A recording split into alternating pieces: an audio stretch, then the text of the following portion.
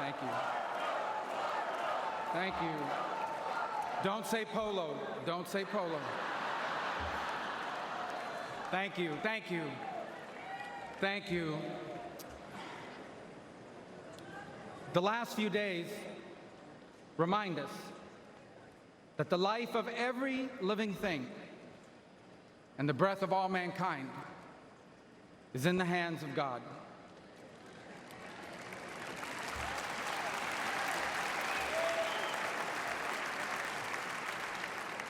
We were brought to the precipice of the abyss, and by the hand of God, reminded of what truly matters in our lives and in our country. This thing we do called politics, it matters. It's not unimportant. But it is our people who must always matter the most in everything we do.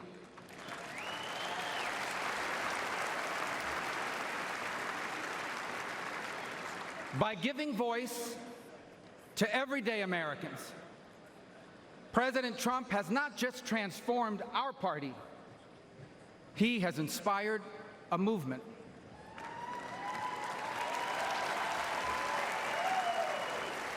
A movement of the people who grow our food and drive our trucks, the people who make our cars and build our homes, the people whose taxes fund our government, and whose children fight our wars. Americans like Corey Comparatori. He was a former fire chief and a loving husband. He was described as the best dad a girl could ever ask for. As a man of God who loved Jesus fiercely and looked after members of his church. Corey was one of the millions of everyday Americans who make our country great.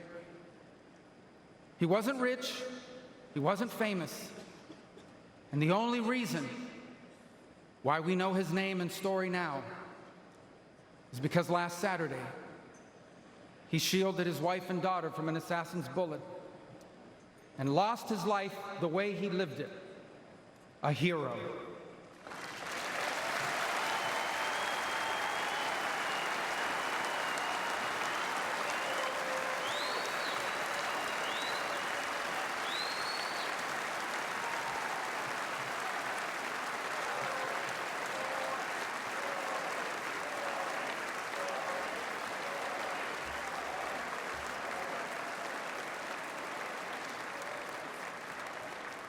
For those still wondering who are in the press and many watching at home, these are the Americans who wear the red hats and wait for hours under a blazing sun to hear Trump speak.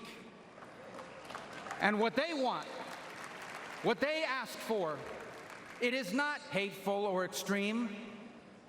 What they want is good jobs and lower prices.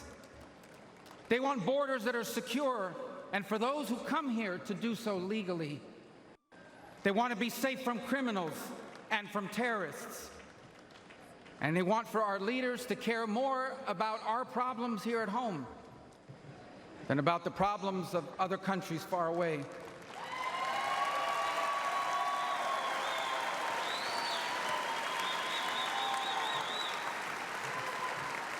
There is absolutely nothing dangerous or anything divisive about putting Americans first.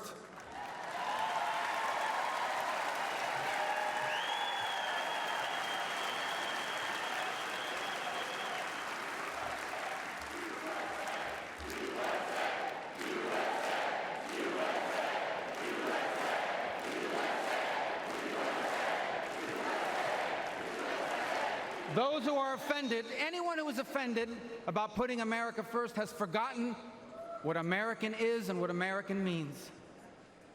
American isn't the color of our skin or our ethnicity. Americans are people as diverse as humanity itself. But out of many, we are one. Because as the life story of our next Vice President, J.D. Vance, reminds us, we are all descendants of ordinary people who achieved extraordinary things.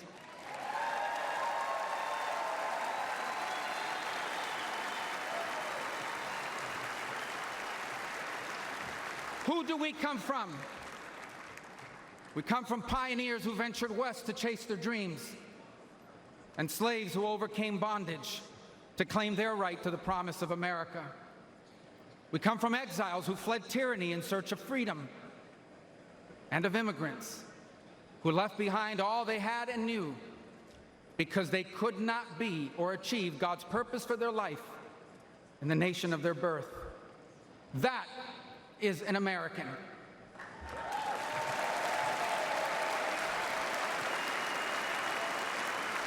And putting Americans first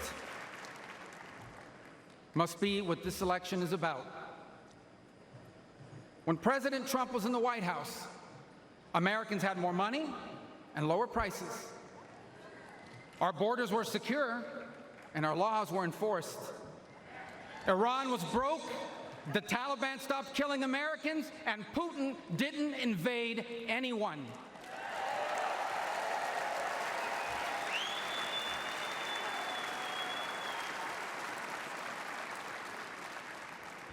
Now, under Biden, high prices devour paychecks. Criminals and drugs are allowed to flood into our country and terrorize our people. And Iran has money to support terrorists. The Taliban humiliated us in Afghanistan, and not one, but two major wars have broken out. My fellow Americans, the only way to make America wealthy and safe and strong again is to make Donald J. Trump our president again.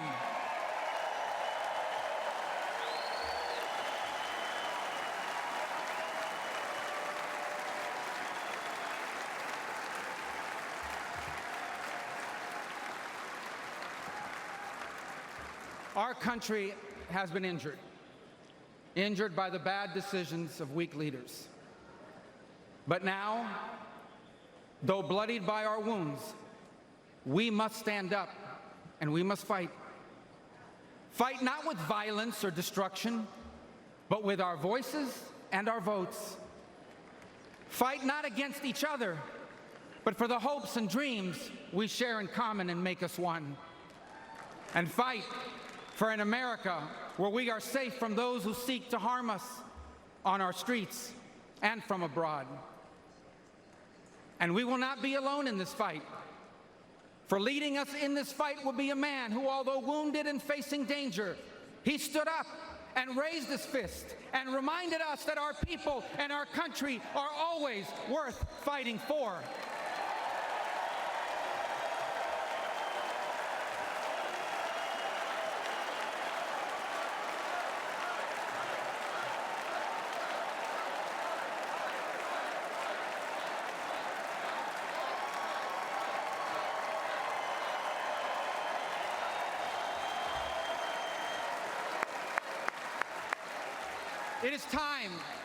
It is time to put our country and our people first again.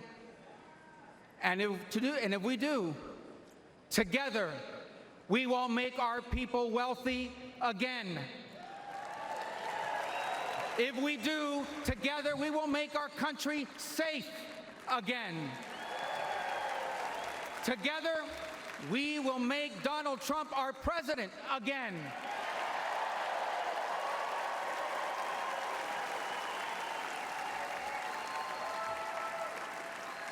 And together,